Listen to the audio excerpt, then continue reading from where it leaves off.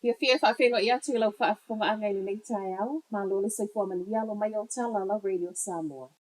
Ua whai mai le malo le a whaamuta Regional Fuel Tax leo o totongi e tangata Aukilani, ma ele o talia ngō fia pule nu o Aukilani Wayne Brown.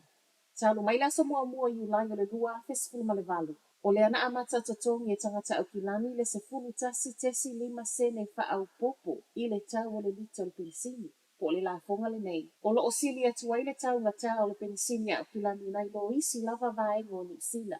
E tai o leu whai mai le palemia Christopher Luxon, whaapia le minister o malanga inga Simeon Brown, o leo le a whaawinu le tū la fono e whaamutai i le aso muli muli o le masino uni. E o mai le masino se tema o le tausanga whaato a umatu. E tu sa male fitu se lau valu se fulu miliona tu pe maua mai la fonga nei talu o na whai. Ai tu sa lea male tolu se lau fas futasi miliona. O lea au whai e le i whaau ngaina.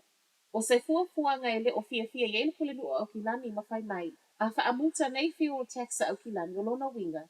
O le a le ma whai ona whaaleleia nisi o au wala tele whaapea i tū tau whenalanga inga i le a ai. Ma o le a ai foi e le o se a ai ale malo ma e le mana o ai e whai ele malo whaai unga. E iei fuafuanga al malo le ua whaino mai mo Aukilani a fia le whaaleleia o le au wala pasi a nga e malai waalele Aukilani. Pei tae, mai le pulenu e le aise ne tupu. E le vau le ono tā la nga i le iwa tā la ma sene tupe wha asau ale aweta avale Aukilani pe a whai ai alua ia fuafuanga ale malo wa wha wa mai. Ua pasi le taimina whai mai aina Auckland Transport e umai o na whai ala awana tele ma o le ua toi wha o popo le isi se fulu i le se fulu lua vaiaso. O le tana le na whai mai tangata o ono nofo i le vanga o Point Chevalier ma West Mary Aukilani. E umai le aso lua o le vaiaso le nei ngā luenga o lo whai ele ni o lo road.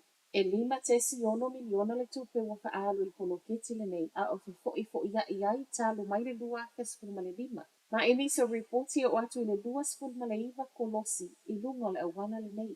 E le i fia tali mai le polesile le Auckland Transport i le Herald na nafi e tu sa male pesile i ai. I le le tau nu o polo misi na whai tangata. Ai mai le pulenu au Kilani Wayne Brown o lo o matua i le fia i le umi o le ngā luenga a o lea lava e le i tai tai.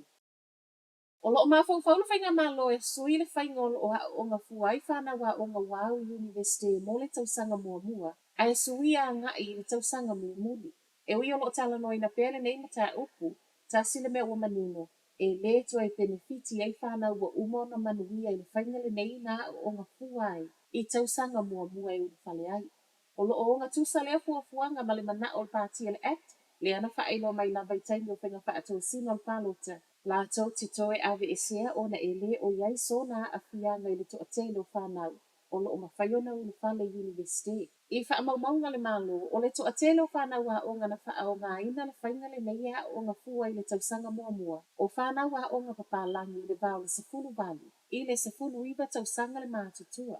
O le ua wa ai le malo e totongi le tausanga muli muli ma o se whainga a whai ai pāsia o le au na i ei fo i whanau a o ngai tau ma whai ngai tusa matala mai le malo. Ma o le tau sanga fau leo lo wa ai e alo i ai. E wi o leo ma whai ona tau fiofi le so solo le mui o ne hangai au Kilani o lea lava e ola. O le ana wha au ngā na Nafi Jones le Urban Search and Rescue e su e ai. E le ofisa o tine muwa hai ngolo o lai pele afi. O le pona to iai fo isu i o le ofisa ma o le vai aso fau lea uwa ai iai a tonu. E o atu iai wha atu a ma whai ona a mata wha mama. E wha awhitai ai le isa soifua na a fia le mune nei, ma e o mai fo i le taime tu upa atu siai tala fau, e le o mauti no lava le mafua anga nā lai o na mū.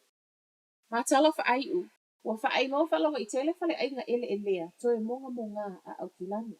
Pas fun mali tolu whale ainga na mawai, a le o monga, o manu, pe pala fo ino fuanga o lo o ngā o si ai mea tau mafa.